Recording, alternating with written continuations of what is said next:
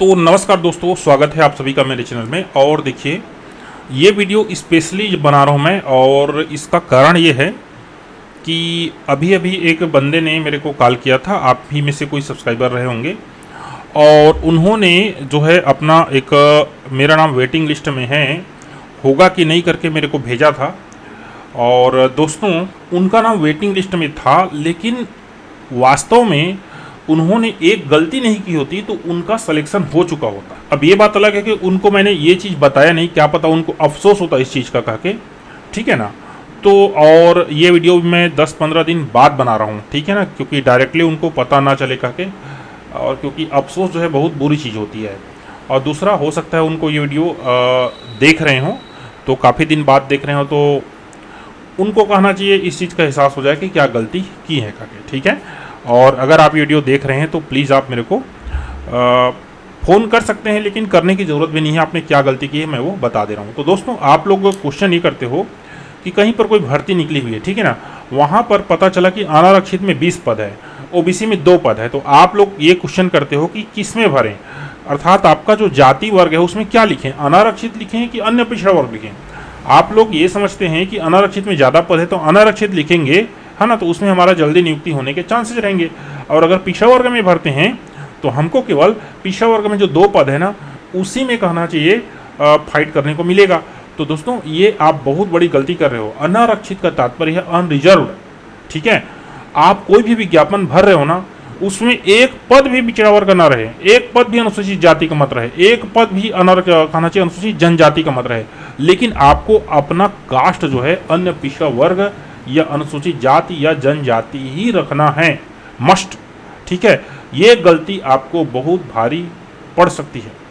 और दोस्तों, चलिए देखिए, मैं अपने कंप्यूटर स्क्रीन में इस चीज़ को आपको समझा रहा हूँ कि गलती कहाँ हुई और क्यों हुई, ठीक है। तो आप लोग देखिए, ये मेरे स्क्रीन पर एक जो है चयन सूची है, और ये नारायणपुर से जारी हुई है। और देखिए, ये एक वो चयन सूची नहीं है जिसमें उनका नाम था, क्योंकि फिर नाम डिस्क्लोज हो जाएगा और हो सकता है उनके जानने वाले जो है उनको फिर चिढ़ा सकते हैं, या फिर कहना चाहिए उन पर तंज कस सकते हैं, या बहुत सारी चीज़ें। किसी का नाम डिस्क्लोज करना भी सही नहीं है, तो इसलिए एक एग्जाम्पल के लिए कहना चाहिए ये चीज़ें हैं, ठीक है। तो मान के चलिए उनका नाम जो है अनारक्षित वर्ग में ये पहला नंबर में था, ठीक है। जैसे कि यहाँ पर एकदम सेम एग्जाम्पल मैंने उसी तरह से एक चुना है चयन सूची, ताकि आपको आसानी हो समझने में। तो उनका नाम जो है ये इस प्रकार से दोस्तों चयन सूची में, प्रतीक्षा सूची में पहले नंबर में था। जैसे कि देख लीजिए, इनका नाम जो है ये कौन है, स्मृति सोमावार, उदाहरण के लिए, ठीक है, फॉर एग्जाम्पल के लिए इनका नाम जो है प्रतीक्षा सूची में पहले नंबर पर है, ठीक है। उनके केस में 20 पद थे अनारक्षित में, और प्रतीक्षा सूची में पहले नंबर पे थे, ठीक है, क्लियर। अब देखिए, चूंकि ये क्या है, अनारक्षित है, अब हम ये मान रहे हैं कि ये जो स्मृति सोमवार या हमारा जो टारगेट कैंडिडेट है, ये अनारक्षित नहीं है बल्कि अन्य पिछड़ा वर्ग है। इन्होंने अनारक्षित में ज़्यादा पद देखने के कारण इसमें जो है फॉर्म भर दिया था, या फिर इनके पास जो है अन्य पिछड़ा वर्ग का प्रमाण पत्र नहीं है, या फिर इन्होंने बनवाया नहीं है, या फिर इन्होंने सबमिट नहीं किया है, बहुत सारी चीज़ें, ठीक है। तो अब देखिए हुआ क्या है, इस चीज़ को समझिए। अब चलिए हम सीधा चलते हैं, इनको कितना अंक मिला है, 39.00। और चलिए अन्य पिछड़ा वर्ग के सूची में हम चलते हैं। वैसे स्मृति सोमावार जो है वो भी पिछड़ा वर्ग से हो सकती हैं, ठीक है ना, टाइटल से थोड़ा बहुत तो लग ही रहा है। देख लीजिए, अब अन्य पिछड़ा वर्ग अनंतिम चयन 2 पद था। इसमें देख लीजिए, प्रथम तो हुआ है देवाशीष का, जो 46 नंबर पाके यहाँ पर फर्स्ट पोजीशन में बैठ गए हैं। और दूसरा देख लीजिए, वीणा बड़सरिया, इनका नंबर है 35।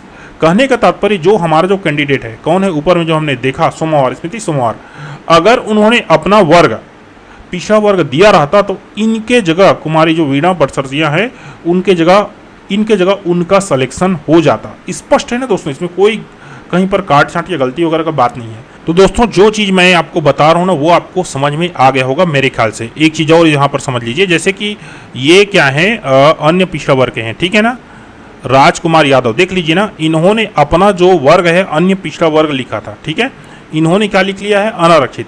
इस कारण से दोस्तों, जब अन्य पिछड़ा वर्ग का प्रतीक्षा सूची बनेगा उसमें इनका नाम तो नहीं रहेगा, लेकिन राजकुमार यादव का नाम वहां पर भी रहेगा, अर्थात दोनों जगह रहेगा। इसका क्या फायदा है, इसको भी मैं बताने वाला हूं। तो सबसे पहले देख लीजिए, ये अन्य पिछड़ा वर्ग में इसका नाम है कि नहीं है, और यहां पर देख लीजिए सूरज, ये देख लीजिए राम कुमार यादव, ये फर्स्ट नंबर में है कहना चाहिए, फर्स्ट जगह में ये आ रहा है।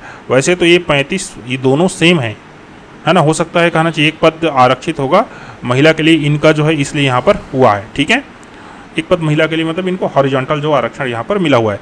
तो दोस्तों अब इसका क्या फ़ायदा है, देख लीजिए, इन दोनों में से कोई भी कैंडिडेट अगर पद छोड़ते हैं तो सीधा इनको जो है नियुक्ति मिल जाएगी। और यहाँ पर भी एक चांस है, इन दोनों में से कोई कैंडिडेट भी अगर यहाँ पर पद छोड़ते हैं तो खैर इनको मिलेगा, ये वाला बात है, लेकिन ये ऊपर रहते तो इनको भी मिल जाता।